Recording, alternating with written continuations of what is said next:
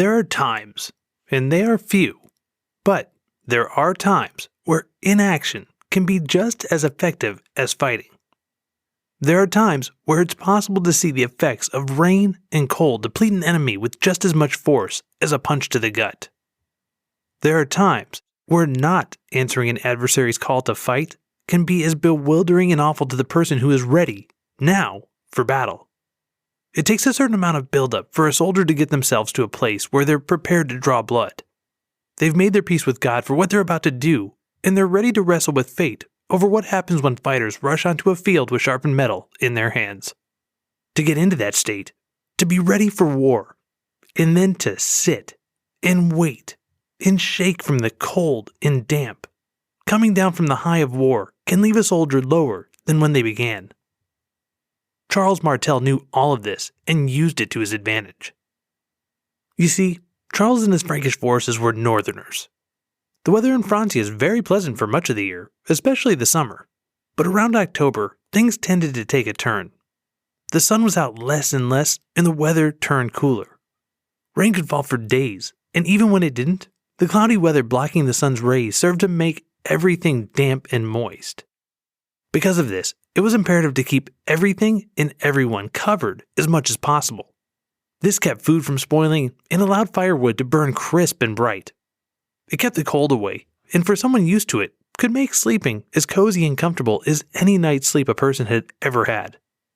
If you didn't keep everything covered, and if you weren't properly dressed for the conditions in the first place, well, life could be very, very unpleasant. Take, for example, the Umayyads. The better part of their forces were Arab or Berber. These men, hardened from years of fighting in the desert and in Hispania, were notable fighters, but they had two main problems at this moment that desert fighting experience was going to do nothing to remedy. The first of these was food. The local harvest had been mostly completed, and there was little more to plunder or steal in the areas they had been. Unfortunately for them, the return route to home was a direct line through areas they had already been, which meant they had to make the supplies that they had with them last until they could return. The second problem these men had was clothing. Again, they were desert fighters from areas where the temperature was usually scorching. The climate of the north in the fall was dark, dank, and miserable. Even when the temperature wasn't necessarily that low, the cold and wet had a way of destroying all comfort. Charles had ridden out to meet the Umayyads along with Odo, the Duke of Aquitaine. Odo had ridden to Charles to let him know that the invaders were on their way, and based on where they started and their expected rate of advance, Charles had figured out exactly where they would be when he wanted to find them. Sure enough, these southern forces were headed along the roadway from Poitiers to Tours. The chance to loot and plunder the major shrine of Saint Martin was a siren's call to these men, an army already fat and loaded with the spoils of war. They should have taken what they had and returned south to refit and rearm, to return in a new campaign season rested and with fresh riders. That was the right thing to do, but once they had heard of what was waiting for them in Tours, they simply couldn't return home without these treasures. They could withstand a little bad weather if it meant riches beyond imagination as a reward. Charles had sent out scouts to find the Umayyad main body, and when he knew exactly where they were, he set to putting his plan into place. He knew his enemy's goals, he knew their strengths and weaknesses, and he knew how their leader fought thanks to the battles Abd al-Rahman and Odo had already shared. With all of that, the first part of this was to establish his forces in a spot where Ar-Rahman's faster and more agile cavalry would lose their advantages. The Roman road that led north was the only acceptable path for travel, so the Umayyads were stuck insofar as their route of advance. To turn around and flee was the only option once the Franks made contact, and that was unacceptable.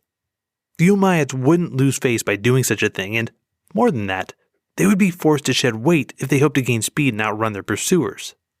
That weight could only come from one place: the booty they had earned from months on the road. Not a soldier among the lot was willing to part with that after so much effort had been put into gaining it, and it was this greed that Charles knew would tie them to battle. Along the road came a point where two rivers, the Clain and the Vienne, came together. At this intersection, there was a high and forested hill overlooking the road. Charles would need all of these natural advantages to overcome his enemy. His forces were almost entirely infantry.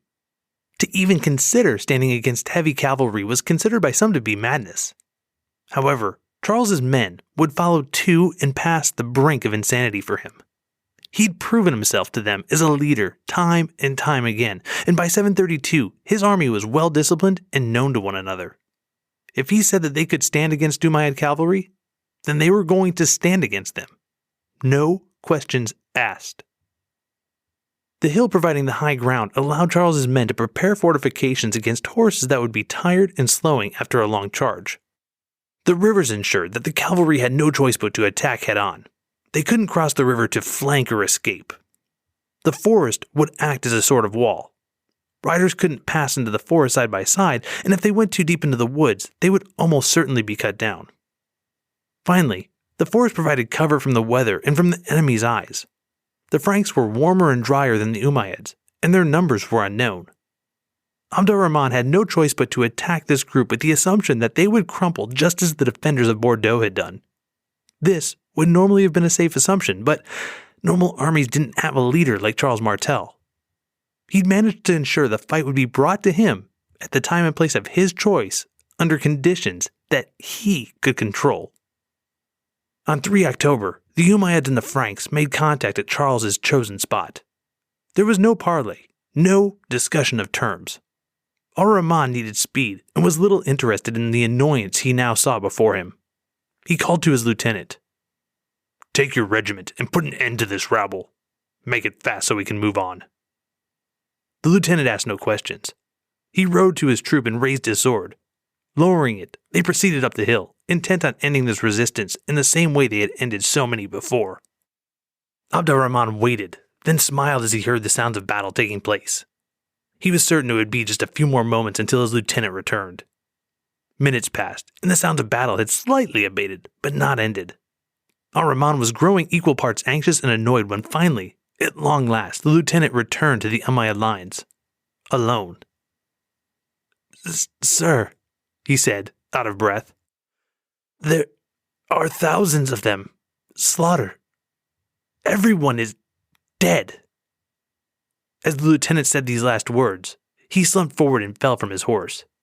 It was only then that Abd ar-Rahman saw the red stains along the man's legs and on the side of his mount. His lieutenant, a man he had ridden into battle with and who was skilled in both tactics and fighting, now lay on the ground before him, dead. "Form defensive lines," Abd ar-Rahman shouted, suddenly aware of his positional weakness and the threat to his forces. He had no idea of what lay within the forest at the top of the hill. Only that, whatever it was, whoever it was, had managed to destroy a battle-hardened cavalry troop to a man. He pulled his forces back and began making preparations for a hasty bivouac, his headquarters and the supply carts, to include the loot, being removed safely to the rear. Charles, atop the hill, watched the panic and chaos ensue below. The message sent by the destruction of this first raiding party had clearly been received, and the ensuing scramble brought a smile to his face. Now, he could simply wait. It was only a matter of time until the Umayyads' patience wore thin, and they made a mistake. And when they did, Charles was prepared. Abd ar-Rahman had no idea what was in store for him. This is Thugs and Miracles.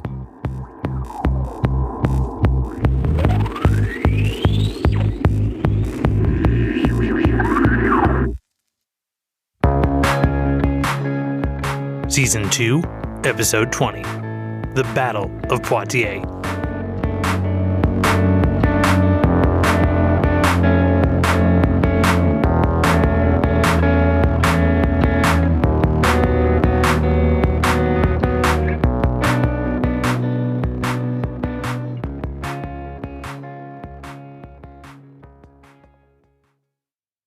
All right, welcome back.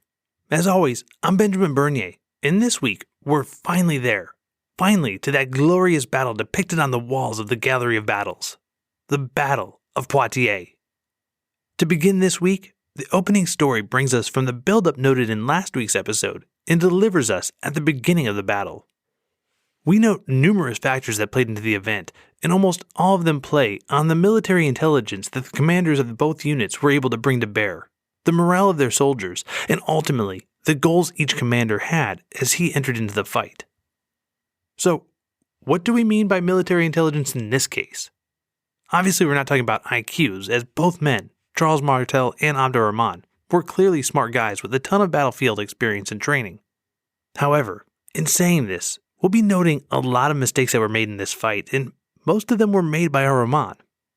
The first of these mistakes can likely be drawn back to arrogance or greed, or perhaps both. Abdurrahman does not appear to have sent out an advance party or scouts for his main body. Leaving Poitiers and winding his way up a canalized position along the old Roman road to Tours, you would think he would like as much lead time as possible before coming into contact with enemy forces. Drawing this blunder back to arrogance, perhaps Abdurrahman didn't feel as if he needed lead time. He destroyed the Frankish forces at Bordeaux, and generally speaking, Germanic tribes, and in particular the Visigoths, had shown themselves to be largely unable to resist the Umayyad Caliphate. Odo's victory in Toulouse in 721, while undoubtedly demoralizing for the Caliphate, could be chalked up to strong walls, the unexpected arrival of Odo, and too little cavalry for the Umayyads. Basically, Odo had caught the Caliphate flat-footed and taken advantage of that situation. Abdurrahman had been present at Toulouse and had learned from those mistakes. He now had substantially more cavalry, he was in the open, and he had just defeated Odo at Bordeaux. We can see how his mind may have been set to look down on the Frankish resistance with no need to waste riders as scouts, not when they could be used for raiding instead. And this leads to the second part of Abdurrahman's mistakes. Instead of scouting, he had his forces out raiding. This left him with a smaller main body headed to Tours and caused him time when he eventually needed to call them in for the actual fight. Now, we can call this greed, but in a way, this was Abdurrahman's mission. He didn't seem intent on holding territory at this point, and likely lacked the number of soldiers he would need for garrisoning cities anyways.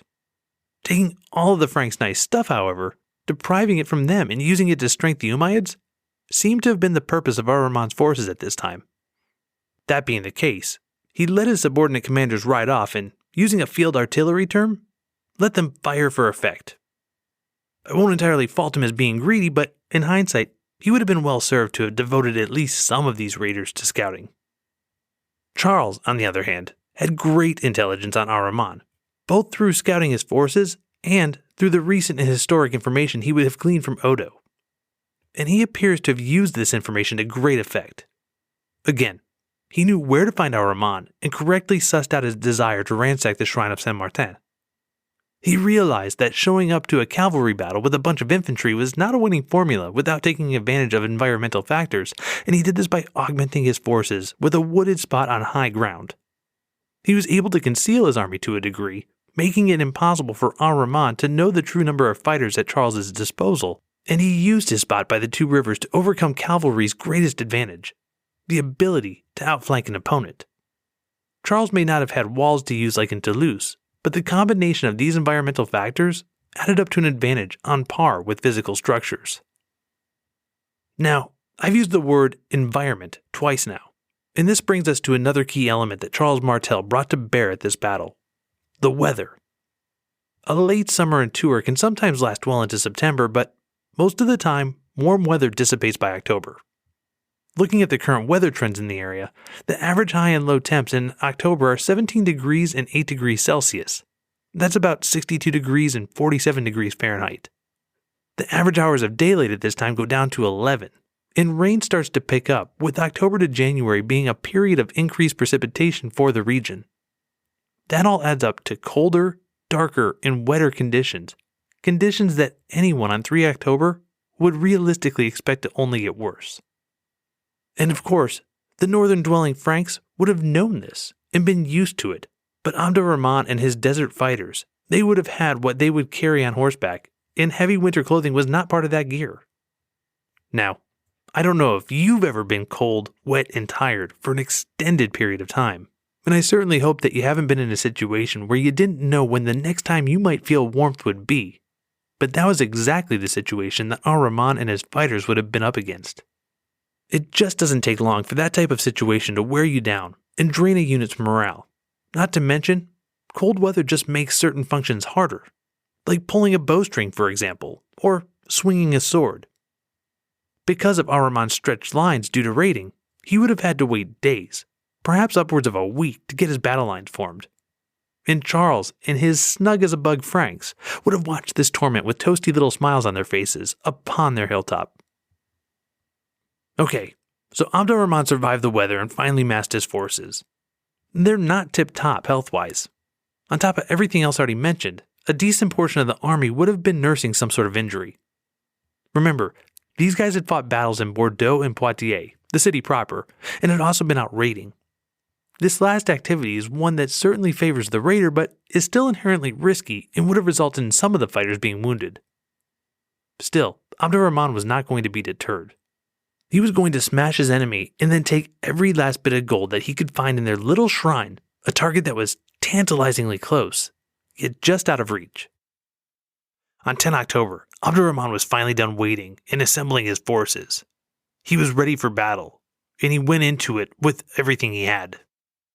He sent his force up the hill, intent on destruction, and was shocked when the Franks, fighters he may have expected to simply flee upon the sight of this formidable charge, stood their ground.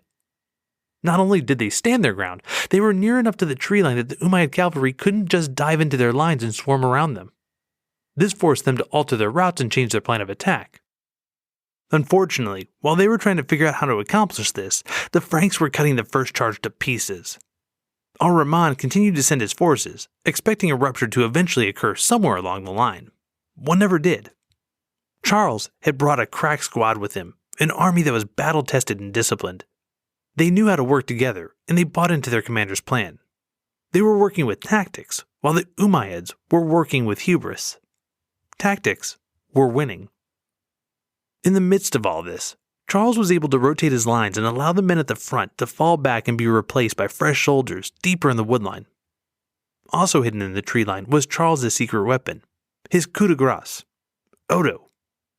That's correct, Odo. Charles had his wayward duke saddle up and ride off with a squad of cavalry. He sent them not at the enemy's flank, but at something far more sensitive, the enemy's loot.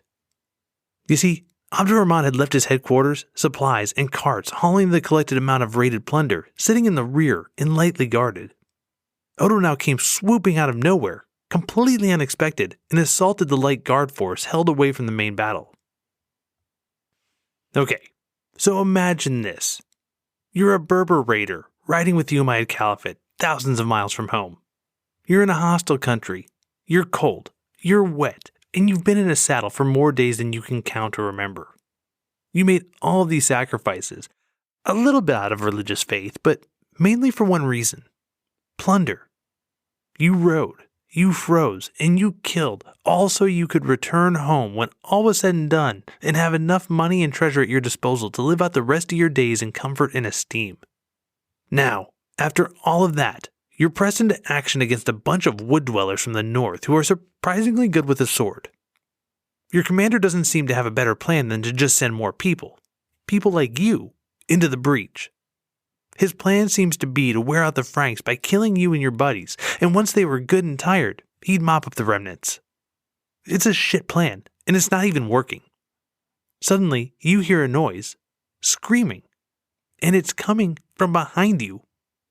You realize, right before you're supposed to ride into battle again, that the noise you're hearing is the sound of the plunder train and all of your supplies getting smashed to bits by a Frankish force that no one saw coming. After all of this, all of these sacrifices, you're now left with the choice of jumping into the woods with a bunch of homicidal barbarians or running back to save the loot and plunder you've already won. For a part of the Umayyad forces on this day, the decision was clear: save the loot. Abd al-Rahman was now in a catastrophic situation. A good portion of his men had already been cut down. The enemy didn't look tremendously worse for the wear, and another portion of his men were retreating, against his orders, to save the supply train. The tide of the battle turned quickly, and Abd al-Rahman was unable to do anything to stop it. The confusion was too great and the din of battle too loud to stop the retreat, and in this confusion Charles Martel finally gave the order to his men: charge. The Franks leapt from the woodline and started swinging their swords, spears, and axes at any Umayyad raider they could find. They cut them to pieces, without mercy. In the midst of this slaughter, Abd al-Rahman, the Umayyad leader, the man who had led these invading forces from Hispania to a field just short of Tours, who had been their commander for the past 11 years, was cut down with the rest of his men. His demise ensured that the battle was nearly over. The remaining Umayyad horsemen turned and fled, joining those who had already headed back to save the plunder. Unfortunately for all the Umayyads, Odo and his men had been able to secure most of the loot and get out of harm's way with the goods in tow. The Umayyad retreat and general confusion had been a wonderful screen for them. Charles, victorious on the day, chose not to pursue the enemy further despite his subordinate leaders urging him to do so. Now, he had the treasure and he had killed his rival commander. There was no reason to push ahead further and expose his flanks. On top of that, he was wary of a trap. He had used the old retreat and regroup ambush attack himself at Amblev, and with good results. He wasn't about to be done in by a move he had written. He ordered the Franks to regroup and to tend to their wounded. Tomorrow would be another day for another fight. The Umayyads knew where to find him. The next day, Charles saw the Umayyad tent still in place on the field, but no force was arrayed to fight him. He sent a scout team to explore what was happening, and was pleasantly surprised when they returned quickly with word that the tents were empty. The Umayyad forces, though still alive, had left the tent standing as a way of making the Franks believe that they were still on the field, thus giving them time to put a healthy distance between them and their enemy. The ruse worked, and Charles didn't give chase. For today, the fight was over.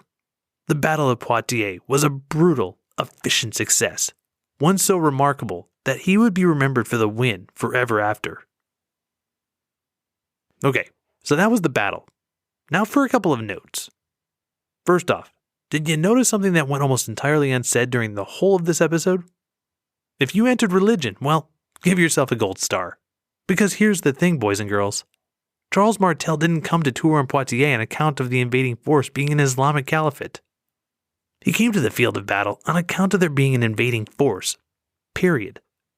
While Charles and his army were Christian and the Umayyads were Muslim, the fact is that the Battle of Poitiers was fought to keep one group from being able to further encroach on another. The Umayyads were terrorizing the countryside, raiding and burning cities. At some point, the standing government was going to need to get involved to stop this, and Charles was the effective head of that government. The desire by some to turn this battle into something bigger, something having to do with which God is better or which religion is right, is an ideological construction of those who would want to twist history to meet their own ends. Charles didn't rush to Toulouse in 721 when the Umayyads put that city under siege. If his only concern had been to drive out the infidels, he would have run south without hesitation.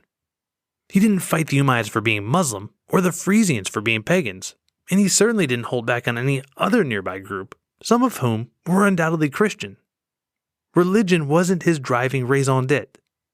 No, he fought all of these different groups for one reason and one reason alone: power. Another note. Why, given all the factors against him, did Abd ar-Rahman insist on engaging in this fight? This is a slight bit of editorializing on my part, but fighting a decisive battle without having a bit more going to your advantage, or at least more information, strikes me as kind of dumb. And there was no overriding need for ar-Rahman to fight this fight. Think about it. Tours would have been nice to ransack, sure, but Tours was still going to be there in the spring. It's still there now, nearly 1,300 years later. The Umayyads had wealth and plunder already, and time and weather was simply against them. To come against an entrenched and largely unknown foe at that point, one who was able to resist all of ar-Rahman's opening salvos, should have been a sign for the commander to call the fighting season a few days early and return in the spring with a bigger, more rested and fresh force. Sure, driving through to Tours would have been nice, but it was basically unnecessary. Who knows? Maybe ar-Rahman really was that greedy, but for some reason I just can't believe that's what drove him. And that leaves me with hubris. I can believe that ar-Rahman refused to back down to the Franks and likely expected to crush them out of hand. And he may have, if the Franks had been led by someone with less military aptitude. Unfortunately for ar-Rahman, he came upon a guy who would have made Sun Tzu smile, and he ended up proving that ancient military theory is correct. Sun Tzu had written, quote, "If you know the enemy and know yourself, you need not fear the result of 100 battles. If you know yourself but not the enemy, for every victory gained, you will also suffer a defeat." if you know neither the enemy nor yourself, you will succumb in every battle." End quote. Charles Martel clearly knew the enemy and himself, while Abd ar-Rahman really only knew his own forces. When the Umayyad commander insisted on going into battle under those conditions, he essentially flipped a coin on the outcome, and he lost. Alright, that's it for this week, as the death of Abd ar-Rahman signals the beginning of the end for the Umayyad forces in Francia. However, a common misnomer when reading and speaking about the Battle of Poitiers is that, following the battle, the Umayyads simply packed up and left altogether. This is definitely not the case, and much of the next decade will be spent by Charles in chasing down and fighting significant bands of resistance posed by the Caliphate. Cities such as Marseille and Narbonne remained under their control, and each one posed a challenge for Charles as he attempted to exert his control in an ever larger area. We'll get into that and more in 2 weeks as we look at the fallout of Poitiers and discuss what exactly Charles's larger ambitions for power were. He raises an interesting, and if you're a monarch, a troubling question at the death of Theodoric IV. If Charles holds all the power, and he gets to name the next king, what happens if he simply doesn't? As I just mentioned, we'll have to wait 2 weeks to get into that question. We're taking a breather next week and fanning ourselves off after all of this excitement, so we'll be handing over the reins of the podcast feed to one of our favorite shows for a full-length episode. If you're a fan of Written in Blood history, you know what's waiting for you. If you're not, get ready to be a fan, because next week Stephen DeJulius is going to take us back with a story that predates the Franks, a story that involves German tribes, a Roman legion, and a man named Arminius. Join us for a special crossover episode next week. Okay, before we go, as always, the music used for the show comes from Josh Woodward and includes his songs Bully and Lafayette.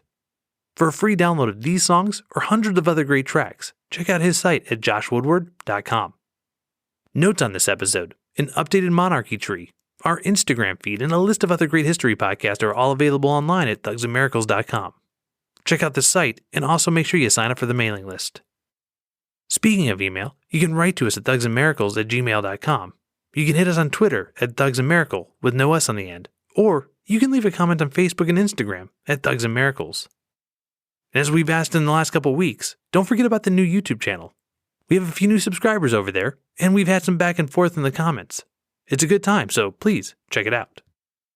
And last but certainly not least, as we ask every week, if you want to support us, then please do so with a 5-star rating and a review on your podcatcher of choice.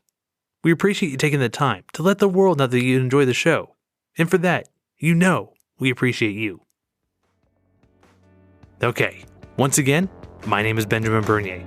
We look forward to handing the reins off to Stephen DeJulius of Written in Blood history next week, so he can tell us all how Rome can bleed, in a special crossover episode of Thugs and Miracles.